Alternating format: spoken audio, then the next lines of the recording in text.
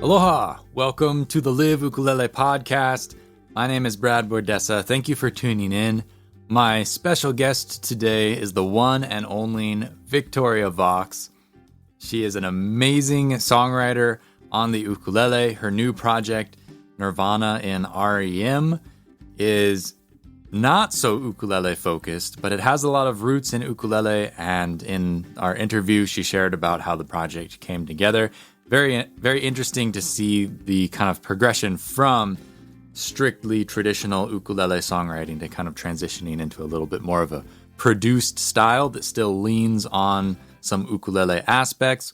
We had a great time. She shared a song live, and we also have a song that we can play for you somewhere in the middle of things.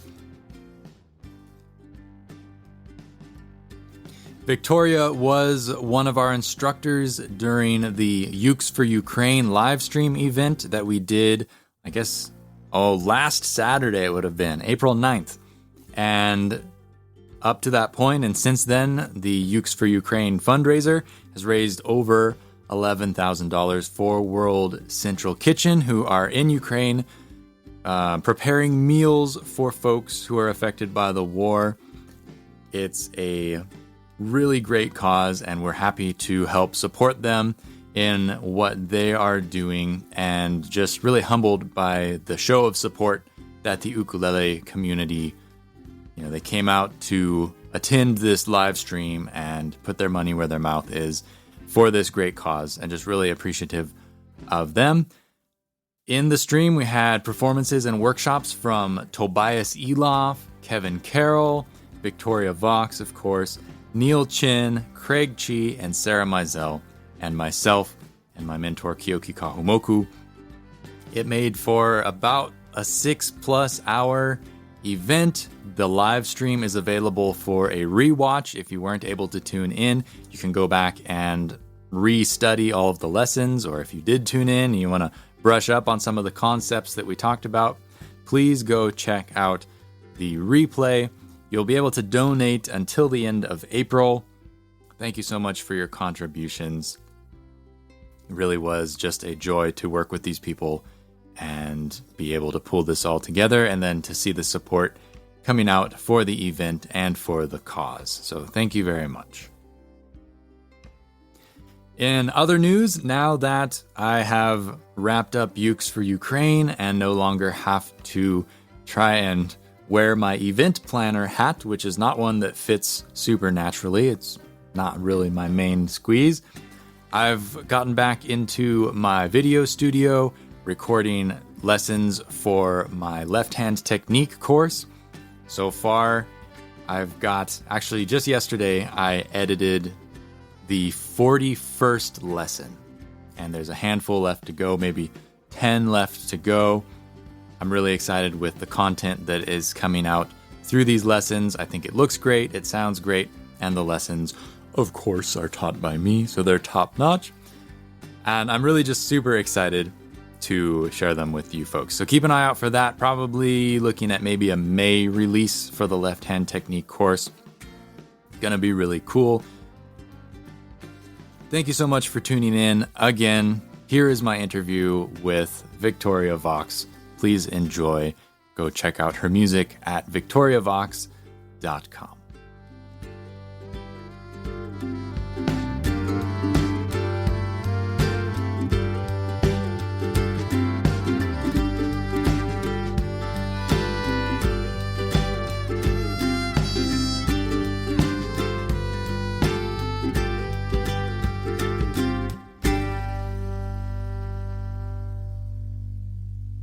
Well, welcome to the podcast, Victoria. Thank you so much for joining me. Thanks, Brad. Yeah, I had a chance to listen to your new project, which is why we sort of delayed doing this interview for a while, is so that you could have the product out the door, and I was able to listen to it. And it sounds nothing like what I expected, but it's fantastic. Well, thank you. I think I have in my head a picture of you as, the ukulele playing songwriter. There's not a lot of ukulele on those tracks that I heard. Yes, or it's in there, but maybe unrecognizable. Okay. So sometimes I took the uke part and flipped it in reverse. Sometimes there's like kind of like a reverb or an effect on it. Sometimes the uke can sound almost harp-like. And because I play a low G as well, it kind of can blend into guitar pretty easily. So it might not be as distinctly recognizable as a ukulele. Okay. Well, can you give us a little bit of a background on the project and how it came about and how you got here musically? Sure. Well, I started playing ukulele in September 2003, and my very first ukulele was a Duke Kahanumoku ukulele soprano high G with a toothpick for the saddle, and it was given to me as a it was a hand-me-down. And that was what I first wrote a lot of my early ukulele songs on and played Psycho Killer or Somewhere Over the Rainbow and then originals. And just over the years, I've just kept playing ukulele and kept exploring its percussive style and eventually moved over to low G, which kind of mellowed out the sound a little bit. And I think probably brought me back to my singer-songwriter guitar playing day roots of, a little more emotionally driven songs. Just I think when I first started playing the ukulele, because I was playing guitar for 8 years, there was this 180 flip of like stylistically what I was playing. And all of a sudden I was like, and hey, it's Ukulele Vic. And, chicka, chicka, chicka, and just kind of it was like, I went from like pretty moody, somewhat angsty singer-songwriter guitar stuff to then all of a sudden like, woohoo, ukulele time. And so it was a little bit, it was a pretty big switch. And so there were times even during early shows where I would bring the ukulele in for like a mini set in the middle of my guitar set and almost introducing like, and here's Ukulele Vic. And then it would kind of be these, 3 songs of ukulele stuff. And then I'd go back to guitar playing. And it just eventually got to the years where I was playing more ukulele, writing more on the ukulele itself. And I think it was like 2009, I played a show where I brought the guitar along as well. And I played one song on the guitar. And a woman came up to me who also does hula, Debbie Hula. And she said, why even bother bringing the guitar? And I said, Debbie, you are absolutely right. And from that point on, I just only bring the uke. And then it's gone from high G and low G ukes to baritone. And sometimes I would travel with 3 ukes. Now, I think just out of keeping it easy and simple, I mostly just play with one. And the the low G can kind of do everything I want it to do. I've involved loop pedals over the years, starting back in 2011. And that has been a very slow kind of learning process. And that's a lot of fun with writing and just letting a groove go. And I let it play throughout the house and I'll just let it play for hours and sing something and see what comes out.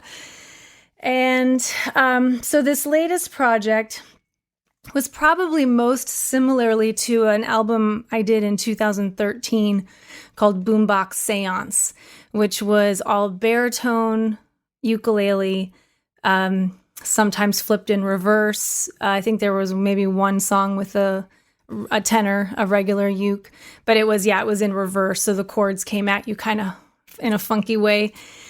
And, but it definitely was kind of, I called it uketronica. And so it was ukulele, but bass and beats and kind of loungy groove stuff. So I feel like this new album probably does fit with an album that I had done before, but under a different name. So it probably comes as more of a surprise to people. But I do like all kinds of music, and I am at my heart, my core, I'm a 80s music pop lover. So, I like things with a hook and that are kind of danceable and, just are groovy. So this new album, this is a long story. Go for it.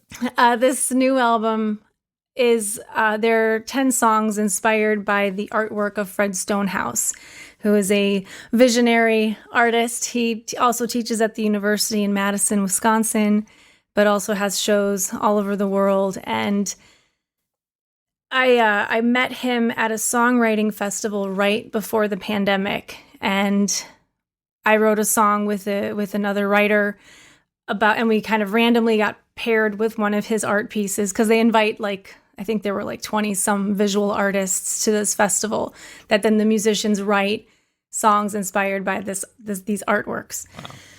So I met Fred after writing a song for one of his pieces, and then our conversation continued after the festival into, why don't we do a whole album together, and why stop at one piece?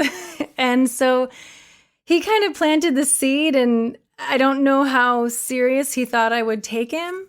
And so I think it really it tickled him that I actually completed it and finished, a beautiful book with all the songs and the art. And he's been extremely generous with letting me use all of his artwork. I even went another step and had his artworks animated. I saw that. It's so beautiful. They're very subtle and quirky, kind of magical and weird, which I have a feeling when I first asked Fred if I could animate his art, he might have had, there was kind of a no response. And I was kind of thinking he probably felt like P.L. Travers did in the Disney film Saving Mr. Banks, where the writer of Mary Poppins was absolutely no cartoons. She didn't want cartoons in Mary Poppins. It was not a cartoon to her. So the dancing elephants were just, that was not her thing. So I think Fred might have thought I was going to make kind of a little bit of cartoonish art out of his paintings. And when I sent him the first one, it was just this deer floating magically, the painting is this deer floating on a bed of fruit, and it was just floating. And the song is called Floating on Fruit. And he's just no, this is awesome. And I love that you kept it kind of weird and magical. So yeah, then I just went ahead and had the 19 other artworks animated to go with the music. And the songs they span all sorts of emotions and characters in a way. Some characters from his artwork, some from learning about Fred's family, his mother, his great aunt Rosalie, to then how I interpreted the pieces and how I internalized them into something that I could relate to. So it's a pretty cool emotional mix of songs. Yeah, I noticed that, and I noticed I went through the first listen, went through the videos and got to see the animations and everything along with the artwork that inspired the songs. How did you get from this song is inspiring to creating such a soundscape around it? Because it is highly produced, and you talk about samples and stuff. How did you create the sound in addition to writing the song around the concept? Yeah, that's a good question. So when I'm writing on the ukulele, I always start with some sort of groove, a kind of riff or a chord progression, and just see how it feels as a vibe. And then over the course of the pandemic, which is still happening, but when it started, the lockdown, I had already kind of planned on taking some time off, and I had signed up for a local vocal class at the community college, and just to explore and try new things. And so as the pandemic continued, and then in early January 2021, I signed up for a songwriting and production class online through video lessons with Ryan Tedder of One Republic. And so it was definitely geared towards pop, hard, pop songwriting. he was a champion for using samples, and I had never really, I guess in 2011 I had written a song or two using samples like GarageBand loops and things, and it's okay, but here's 10 years later, the technology and sound banks that are available now are pretty impressive. And so that class was really about creating kind of these vibes and how you build on that vibe and what you take away and how you bring it back. And so two of the songs, sorry, I'm spacing. Two of the songs were Color of Lying and Clean. And those were the two that I wrote during the course.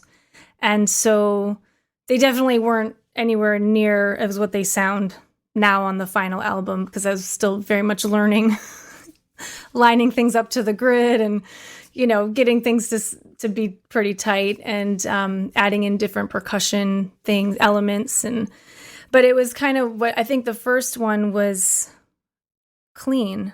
And on that song, I found like a bass sample loop kind of thing. And since finishing this album, I've gone back into the sample program and have listened to the samples that I've used. And it's pretty incredible how much I've manipulated them. So I've changed chord progressions. I've just taken a section of the loop, or maybe you didn't use the whole thing. So it wasn't just like dragging and dropping and then being like, okay, I'm done. It's manipulating it to what you want it to do. And so with the Color of Lying, Clean, sorry. I had the bass loop and manipulate it, and then, thought like, well, what could I do with the ukulele that, I'm trying to find, it was all about exploring sounds and finding new ways to do things and be inspired by that. So I took my ukulele and I stuck the green ribbon through by the sound hole and wrapped it around the strings and tied a little bow, and it kind of made it have this like pizzicato muted vibe. And so then I just kind of started playing along with the changes and kind of had this plucking pattern, and that kind of was what that song was built on. So it was kind of that bass and that uke vibe. So it was a cool, and then I guess visually, then I had, Fred's artwork also as a inspiration cue that I would, was that particular piece for Clean. It's an artwork called The Difficulties of the Crossing. And it was some of the artworks I had spoken with Fred about, what that piece meant to him, or what, there were some the stories are incredible. And that was one that I did not ask him about. I just kind of took it as, here's this creature. He's looking behind him with a tear in his eye. And it says the difficulties of the crossing. And I took that as, how do we get from point A to point B? It was also during the time of the insurrection with the Reffitt family, where Guy Reffitt had threatened his children that he would kill them. And I'm thinking, like, how did we get here, and how do we forgive? And so it was kind of, that was what the coming clean, and can we start clean? So that all inspired that song. And each song was in, it was kind of like starting with another vibe, and kind of coming up with either a beat that I liked, or I am driven. I love bass. I think I can tell. I think if ukulele wasn't my main thing, I'd probably be a bass player. And so I think I'm really driven by bass grooves, because it's rhythmic and melodic, and it kind of controls where the song goes. And then you can play cool chords over top, and then the bass becomes totally something different. And so it's just really cool. So I would find, usually I'd start with kind of like a bass riff, and then sometimes I'd be like, no, I'm really hearing it going here. So then I would just pitch shift that bass part and then to where I was hearing it going. So like that one I did in Checkerboard Flooring was one where I made it kind of shift down, and because it's kind of a not straightforward chord progression as far as it's just not like a 1-4-5 kind of thing. So a lot of the songs modulate from major to minor or minor to major. Yeah, just kind of, I guess I used, technology to I was kind of recording and writing at the same time. So I think that did have an effect on kind of like how the songs turned out. And to be honest, when I finished the record, even though I'd played like on, I think it was Easy Money, I only played ukulele on the chorus. So I'd only recently figured out how to play ukulele for the verse because it's kind of this piano thing. So it's been kind of a learning experience too, after having, recorded the album and having used these samples, and then figuring out like, okay, how do I get that movement of chord on the uke? And it's really cool to say I can do the whole album on ukulele. Which is cool. And, but yeah, it was just kind of a journey of personal experience in Fred's art. Nice. Well, can we listen to Clean? Yeah. I've been thinking a lot lately, how all of this has changed me. I'll even admit I was wrong.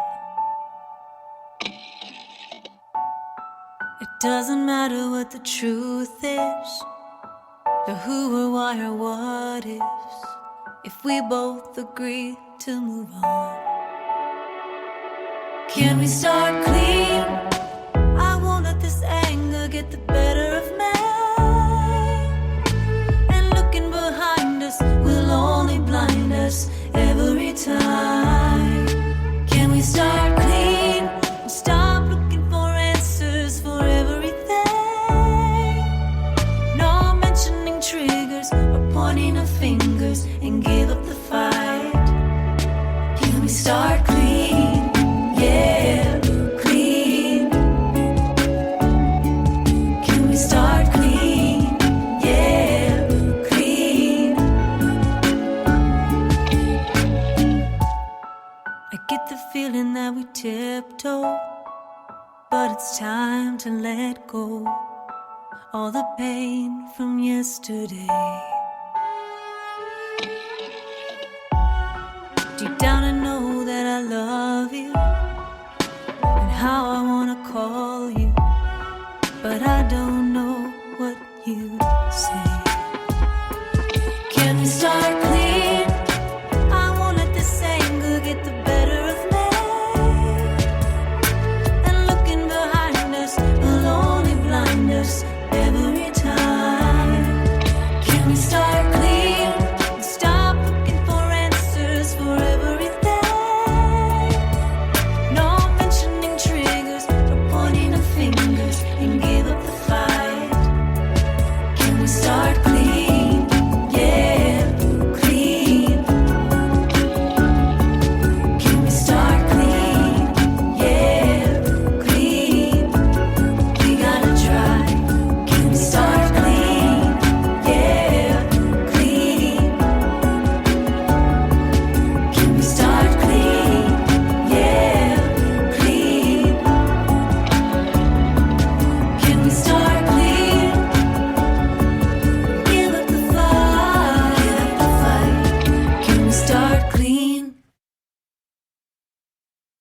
Following up on the idea of trying to take these produced songs and transfer them to ukulele, do you have any tricks up your sleeve that you use so that when you're just like a solo performer up on stage with your instrument, that you don't feel like, how do you capture the feel of the song so simply? Because so often I feel like just me and my instrument is, you can't play a rock song by yourself. It just doesn't hit the same way. So how do you kind of connect the dots as a performer? Yeah, I think this new album challenges me a little bit more in that department than past records because in the past, I wrote it on the ukulele. Mm-hmm. Like I wrote the song. So it was it started out solo and acoustic. And from where I took it from there for the album was additive. And so you're adding the drums and adding the bass and adding the accordion or whatever. And so this was kind of like, it's almost like detracting everything down to like, okay, how do I strip this down to just ukulele? Example, Easy Money was one where I do have a loop pedal. So there is the bass. So there's some of the songs I like to play where I have kind of just the built-in, it's the, as far as drums go, it's just the demo drums in the pedal. So it's nothing special, but it keeps time and I can lay down a little bass riff with the ukulele and the pitchfork, which is an octave pedal, and then, build the uke part on top and then add vocals and kind of have the song build as it goes. And then other songs, there are some of the songs have these really cool production sounds that when I don't have them live, just a solo acoustic, I really miss them. And even sometimes, like I'll do clean solo, and as you heard, there was kind of like this phone, like almost like a rotary phone click that I used as a percussive instrument. And so I kind of miss that. And I would think of that as like a phone and you're reaching out to somebody. But yeah, when I play it solo acoustic, I don't have some of those effects. But I think, I think when it comes down to it, having a good enough song that it can translate solo acoustic, that's kind of the true test. And, it's just a different way. I guess that's how I process it. It's just a different way of performing the song, and that it doesn't need to sound exactly like the recording in performance.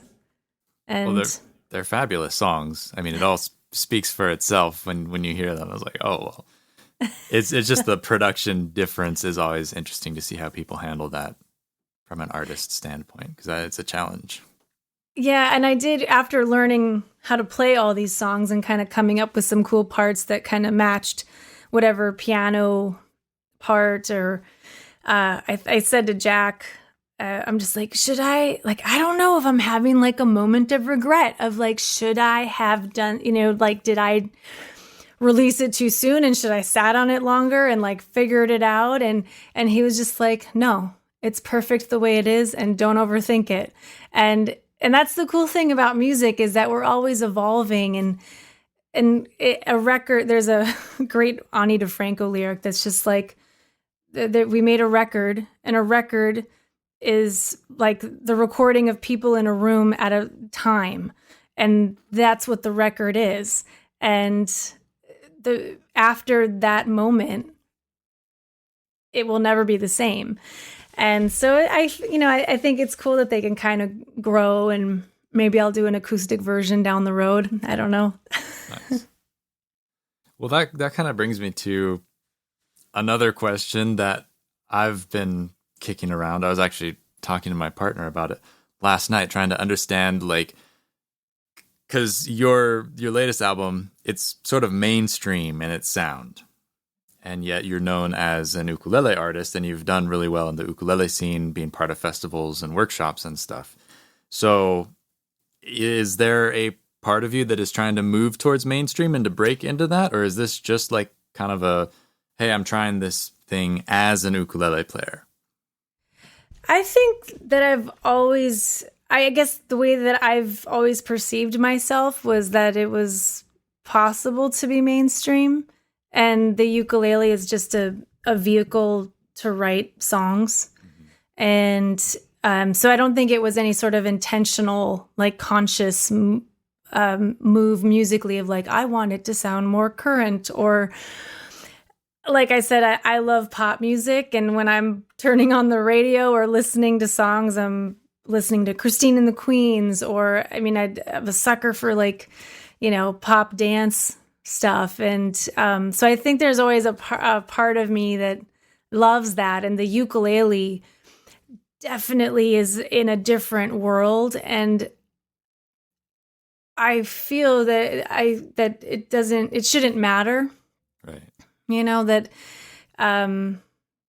That there is a place for the ukulele anywhere. And I think it's definitely held its own over the years. When the ukulele first had its, I won't say its first resurgence, but it's had many resurgences. But the more recent resurgence, there is that moment of like, is this like another fad? Is this going to die? And I think in 2012, I was thinking, when is the ukulele going to become really uncool again? And what am I going to do? Because it was like all I was playing. And it just stuck around. And people are still playing it. And here we are, near 20 years later. And, it's become very, I mean, yes, there are people who, there is the novelty of it. It has that sound, but it doesn't have to. Right. And I think I credit the builders for stepping up the builds, and all of a sudden you have an instrument that stays in tune and plays in tune. It's a big deal. Yeah, and they look cool, or they're just beautiful instruments using beautiful woods and sound great. And that it doesn't have to sound like a toy, and it's not a toy. So I think in the past 10 years, especially, it's been accepted even more so as a uke. And usually when I'm at like songwriting festivals and I'm the girl that shows up with the ukulele, I'm probably not the only one.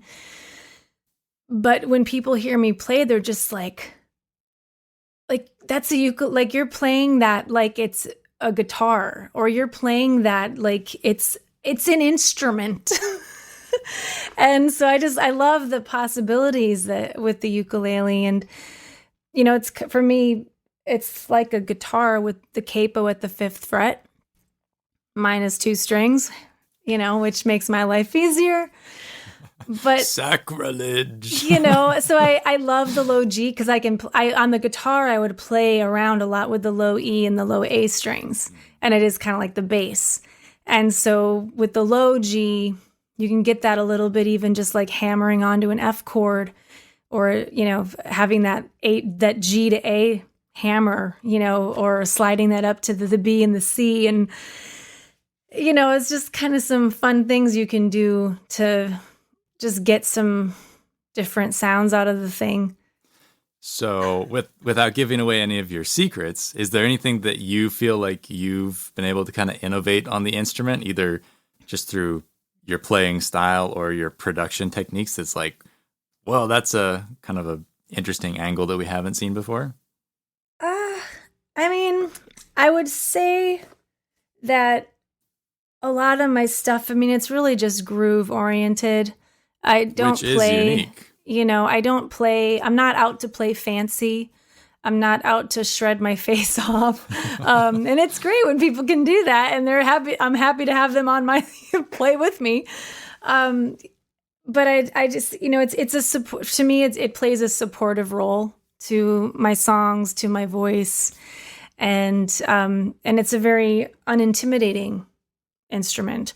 And, so I think, yeah, like rhythm, groove. I know you mentioned during the YouTube live for Ukes for Ukraine that, you mentioned about my chunk. Yeah, and it's legendary. my chunk, my chunk, my chunk, my chunk, my lovely lady chunk. Check it out for any Black Eyed Peas fans out there. Yeah, I think having that guitar background, with the guitar, there was a rhythm in the right hand, and I believe that I've kind of carried that over to the ukulele, and just that right hand groove. And then you can move the chords around, but as long as you're keeping your right hand steady and it's, which is the key to any playing, ukulele in general, just keep your hand moving. But I don't know. I think just groove, riff related, some nice chord changes. I don't know. Just do what I think sounds good. Well, it seems to work, so. Well, thank you. And I like all kinds of music. So that, I love to write, a little jazz tune or a little chanson or something totally funky, or with Jack in the Vox, this kind of side project with my husband, Jack. We do like Americana country-ish stuff, rootsy vibe. And so it's just songwriting and making different kinds of music. Nice. Well, do you have an instrument nearby? Would you be willing to play a song live on the air, so to speak? While you're tuning up, I gotta say, I was sort of trolling you, making a little bit of fun. I put a poll in the chat during Ukes for Ukraine for thumb versus finger, because you said the thumb is not a finger. And I have to agree as a teacher. It makes it too confusing if the thumb is also a finger. But there was like 75% of people in the poll out of 25 people or whatever said the thumb is a finger. No, it's not. No. The thumb is not a finger. That's like, I don't know, like biology 101. Anatomy. Your zero finger. The posable Number zero thumb. finger. Although, yeah, and it's like, it's the opposite of like piano, because you're thinking of like 1, 2, 3, 4, 5. And with the ukulele, it's 1, 2. Sorry for Brad and I are on video, so you can't see me, but I'm pointing my first finger, index 1, middle finger 2, ring finger 3, and pinky 4, and that's what we're using when we're playing the ukulele. So, other than using the thumb to strum, which I sometimes call thrumming. Nice, that's a good one. So you can thrum or strum, your choice. Well, you heard it here first. The thumb is not a finger. The thumb is not a finger. Let's see. So, this one is called Remember the Music, and I wrote this with Berkeley College of Music friend named Ernie Halter, and it's just a little tune about growing old and forgetful.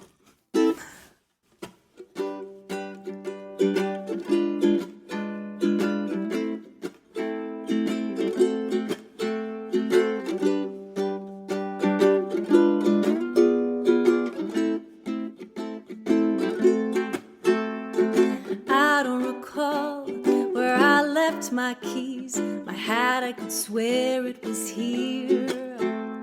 I write myself notes, I find myself losing them. Clearly my memory's not clear.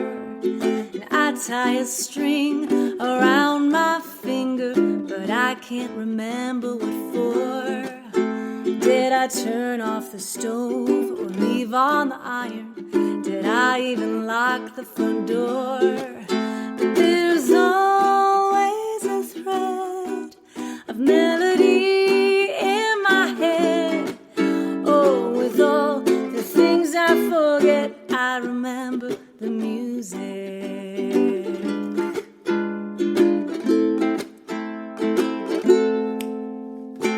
I see it now, the band was playing. I held you close in my arms. We swayed into the night like we were the only ones. We were the brightest of stars, and I couldn't tell you what you were wearing, the day or the month or the year. And we whispered words sweet and endearing, but they've long gone from my ears. But there's always a thread of melody in my head. Oh, with all the things I forget, I remember the music.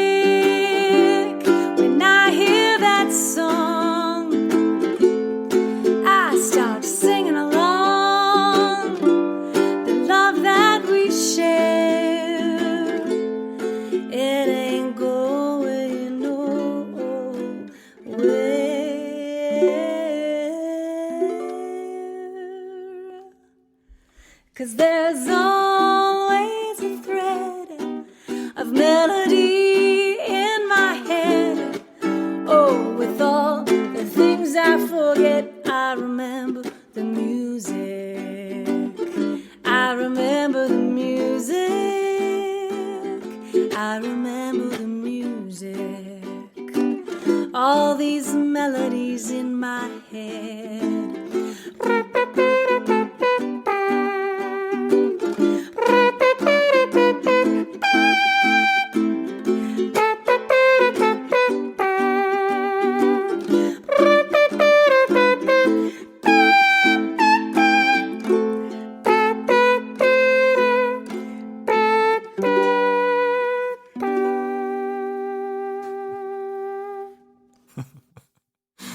That's just delightful. Thank you. So regarding the mouth trumpet, this is like one of your things. For a number of years, I thought I could kind of do it, but I always get a tickle in my throat. Is there a trick to not getting a tickle in your throat? Yeah, so it is just like singing. And so I think of it as singing like a ventriloquist. So you're singing out the side of your mouth, but leaving. You really have your jaw and your palate, and everything is, and even your throat. Everything's really open, and so you don't. You're not closing off. So I think of it as like a do, but also be just very aware that my jaw is kind of open. But it's really just forward. That's out of the side of my mouth when it changes. So it's just your lips that you're projecting in a different direction. Yeah, so I'm going like do do do do do. It sounds very convincing. And it took me probably 3 years to get it sounding to the point where it was, noticeably good. And I just kept at it, really. Once I got over the hump of like, do I look stupid or is this fun? Is this like comical? And decided that no, I think that's a really cool thing that I could do, and I'm gonna just get really good at it. And Did so you I pick started. it up somewhere? No, it was a complete fluke. I was driving in the car and from Baltimore to Indianapolis, and I was writing a little jazz song, kind of like that. And it was like, I play by myself, what can I do? And at this time I wasn't playing with a loop pedal. And I thought, well, what, I don't want to just stand there and play rhythm, and I didn't see, even though I went to the Berklee College of Music, which is a school for jazz and contemporary music, the jazz part, I was probably running from jazz for a long time of like, I don't want to scat. I don't like jazz. And so my jazz, what's the word I'm looking for? The exposure I had to jazz was probably Cyndi Lauper scatting on the She's So Unusual album, which was like a and she's like my favorite artist. So I mean, I did this Cyndi Lauper scat for like one song, and then I was writing this other song, and I'm like, I can't do that again. Like, I can't Cyndi Lauper jazz scat for every song. Like, that's just gonna get annoying. So I was in the car by myself driving, and I'm like, just try something with your voice. Like, what other noises can you make? And finally, I really had to talk myself into trying, because that self-critic voice can be really loud, of telling you it's a dumb idea. You're going to look stupid. That, horrible. And so I'm like, just try something. I'm like, fine. It's like, oh, that sounded kind of like a horn. And I just went off on turned on the radio and said, how high can I trumpet? How low can I go? And that day I completely trumpeted my voice out of commission and showed up at the gig and could not sing a note. And so a week later, after some vocal rest, I'm like, okay, if I'm going to do this, I need to do it smart, and I can't blow it out like that again. And I need to really figure out how I can get better. And so I started listening to a lot of Chet Baker, and he's really been kind of my trumpet idol, of just his smooth tone and almost flugelhornish, but just it's kind of a flat note with just a tail of vibrato. And it's, so I've kind of I feel like I learned trumpet from Chet. Because I could trumpet to him in the car, and then I could sing with him. That's cool. That's a very, very interesting approach. And so you were learning to mouth trumpet his solos, kind of a thing? Were you specifically finding his notes? Yeah, so there's some, obviously some easier songs that he's done and released, like, but not for me. It starts out with the horn.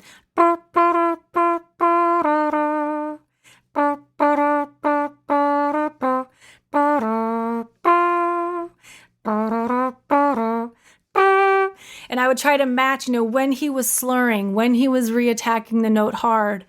So there were songs like that were more melodic, that were obviously easier to learn. When I would mouth trumpet solos for my original songs, I basically write a solo. Interesting. And so that enabled me to really hone in on my technique, because I wasn't worrying about what am I singing? What am I, improv is another game. Mm-hmm. And so I had kind of like the solo that I would do for Peeping Tomette. I had the bird song solo. I had I'm trying to think of earlier songs with mouth, even like Tugboat. I had like the Tugboat solo. Mm-hmm. And by taking away the improv and writing a solo, I knew what I was going to sing, so I didn't have to guess. I wasn't second guessing the pitch.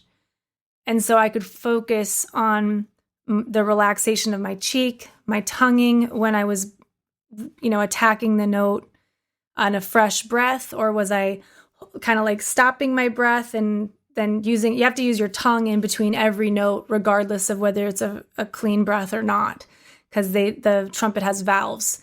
So there isn't the glissando. You have to pass through the valve somehow. So it kind of, just made me more aware. And I did play, so I do have to disclose, I did play trumpet in high school. So having played a trumpet, you kind of you know what it sounds like, and kind of also the tonguing and the attack of whether you're doing staccato notes, but the breath is continuous, but you're tonguing through that same breath. Or are you literally stopping the flow of air for a harder attack? So it was a lot of that. So you have thought about this a lot. Yeah. and just different things you can do with your tongue inside your mouth, like rolls, like R's, like, just for like some fun things. And it was around 2015. I released an album called When the Night Unravels, and I did a kind of a CD release tour in the mid-Atlantic area around Baltimore, DC, and brought on some jazz guys that I had started playing with. And so we were a 5-piece with piano, upright bass, drums, trumpet, and then me. And so I would rehearse with the pianist and bass player, usually, and the drummer and horn trumpet player would just wing it every show. Like, it was like, I remember the first show, I'd never met the drummer before, and I'm like, here we go. And after the show, I said, you are the best drummer I've ever played with. I didn't even notice you. Like, that's a good drummer. Like, when you're not fighting for the rhythm, and they just, he was awesome. And, but with the horn player, I mean, Tim just would pick stuff up, and then we started doing like trumpet offs. where we would like solo again. And of course he would always win. He was like in the Navy band. But we would have a good time, and we'd then, sometimes we'd have parts where we'd trumpet together, and it would be like harmony stuff. But it was my time playing with that band that got me, I guess, I don't know if it's more comfortable or more willing to take risks with improv, and that now, and I've been invited up to improv on other people's songs before playing with the band, but I think as far as like even within my own music of like, okay, I'm playing Peeping Tomette, but I am not going to do the written solo.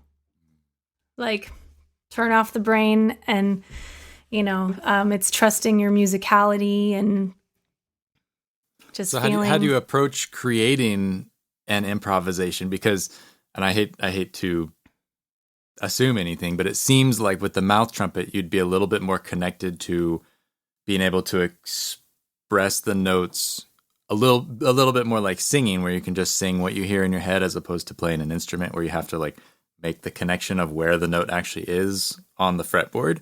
I assume that makes it a little bit easier, but as far as like building the solo and creating something, what is your process for finding that sound? Yeah, I think there is the art to the solo, and there's an arc to it. Like it's kind of like flying a plane. And so you're not coming in at 10,000 feet. And so you're building it, you're getting to feel like, oh yeah, we're cruising. And then, and then there's some, you have your climax, and then the big landing. So I think it's just moving around, melodically. I mean, sometimes it can be funny to just hang out on one note, and it's like the one note samba, and you call kind of, it's like a calling back to another melody of another song. So you could, bring in a little riff, a recognizable riff from a well-known song. Like I don't know, I could do, like part of Poker Face in a solo, and then go into something else, or, they would, like Ella Fitzgerald would do that, where she would recall a melody of when she would be scatting. Of, tisket a tasket, I lost my yellow basket, something, it's almost like a nursery, or kind of, a recognizable set of notes. Right.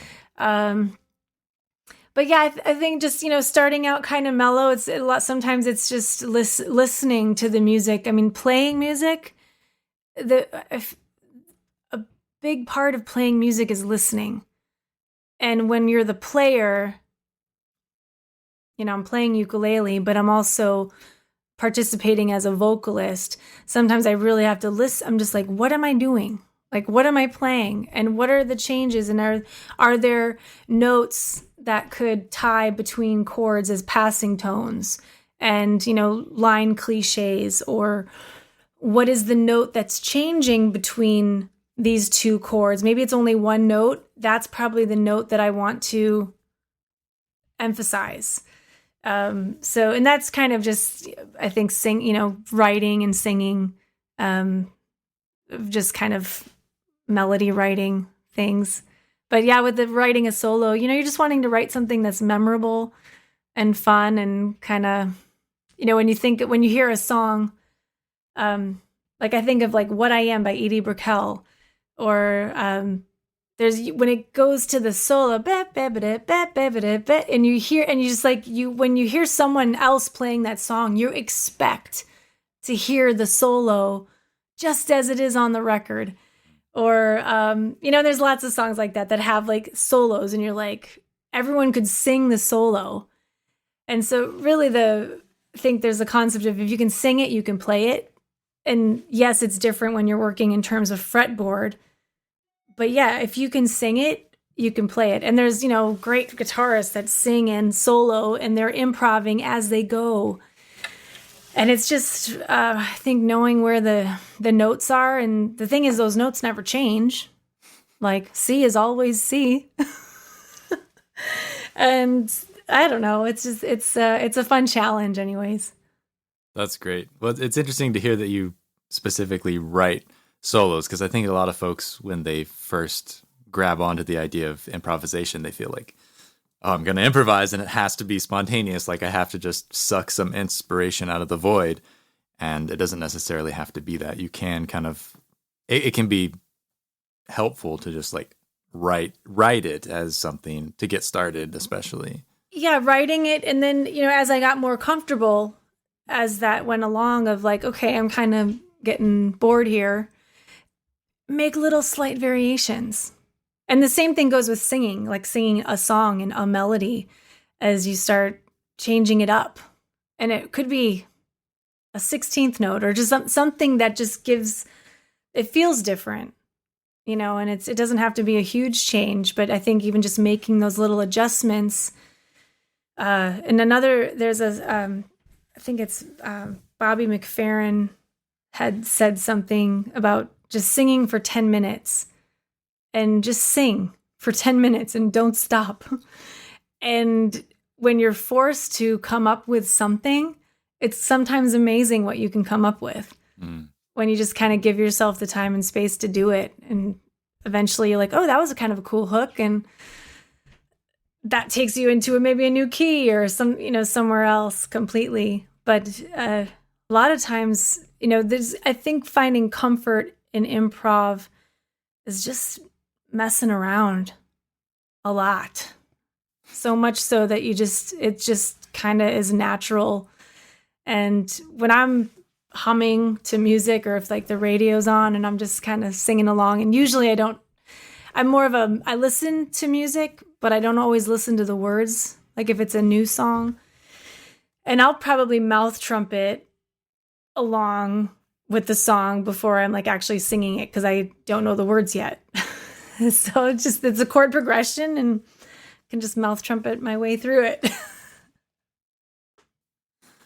Well, thanks so much for joining me, Victoria. Before You're we welcome. go, could you share about your awesome looking ukulele? Oh, yeah. So one of the cool things about this new album is it was probably early spring 2020. I was contacted by Dino Muradian, who is a pyrographer. I've learned it's like pronouncing photography is pyrography. Because I was like, pyrograph. And they're like, no, it's... Yeah, pyrography. It's like, no, it's pyrography. And he asked if he could burn a uke for me. And obviously he needs it in an early stage of build. So I contacted Carrie Kelly, who is the new owner of Mayamoe Ukuleles, which is a luthier company that I've loved for a long time. And asked Carrie if he would build a uke, and he willingly agreed and started a build and then sent it to Dino to burn, sent it back to Carrie to finish, and then it was in my hands by, I think, June 2020. And when he'd asked to pyrograph an image on the uke, it was my choice. Oh. And my mother is also a visual artist, and so I thought of like, oh, maybe, Mom would be cool if I use some of her art. And I am kind of a stickler for taking, I don't feel it's right to just take other people's images and things. So that's kind of why I was like, oh, Mom will let me. My mom will be cool with it. So I asked my mom, and then she was like, you've got this thing going with Fred. Why don't you ask Fred? And I was like, okay, yeah, that would be awesome. Like a Fred Stonehouse ukulele. And I called Fred and I said, is there any way I could use one of your images to be burned into this uke? And he's like, oh yeah, whatever one you want. Cool. And so I chose Echo of Luck, which is this rabbit creature with human hands. And it's and I had not yet written the song, but I just really liked the picture. And I just thought it was it's a print actually that he did. And, it was kind of weird and quirky. And so I sent the art to Dino and said, this is what I would like burned into my uke. And I think he was like, this is really weird. And he said he did say it was one of the weirdest things he's ever burned. Because he's used to doing very lifelike, he could do a photograph of and it would look just like you. It's really amazing. And so this looks just like the art, just like Fred's art. And we kind of made a different design with a bunch of lemons and lemon leaves around the sides and the front of the uke. And then on the back of the uke is the actual rabbit. But when I was writing that song, Echo of Luck, it was, I was kind of like, no pressure. Like, this is only the art on the uke. Like, it better be a good one and I better like it. And it turned out to be one of my favorites. They're all favorites. It's hard songs are like children, and not that I would know, but I am a mother of many songs, and it's hard to pick a favorite because they're all different and they all come with a different story and different emotions and are suitable for different times in life. So Echo of Luck, it's about superstition and all the weird things we do to feel lucky. And it's got a man rabbit on the back. Perfect. Are there any photos on your website of the instrument, or is I don't know if there are photos in the book and Cool. the digital book for the new album. They are in there. I don't know if it was in the Ukulele Magazine article. It will be in the upcoming Ukulele Magazine article. Oh, they will have a preview. nice picture of the ukulele in there. And I'm sure online you can find it somewhere. When is that coming out? I think the new article or the new magazine's coming out at the end of April. Cool. Are you the cover person? I don't know. Yes. They've already spilled the beans on that one. Oh, okay. Well, that's exciting. Yeah. Congratulations. Thank you. Yeah, it's my second time. And first time was in 2015 with Ukulele Magazine. And it was, so it's an honor to be recognized in the community. And I'm very just grateful, very grateful. Nice. Where can people find out more about your music? Well, my website's always the best place, victoriavox.com. But it's everywhere, anywhere. I have a Patreon page, and so I do monthly deep dives through my original songs, and I'll talk about the songs, what inspired them. I'll teach you the song. You'll learn all sorts of rhythm techniques, drumming patterns, finger picking, and so that's always a good time. And I noticed there are a few different options for the new album and the artwork. Can you speak to those a little bit?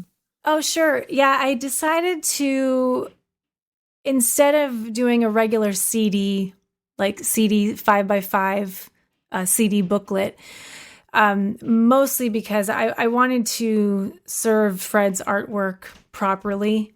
And he does some really incredible stuff. And looking at it on 5 inches, it's small. So I went up a little bit to 7 inches, which isn't huge, but it helps.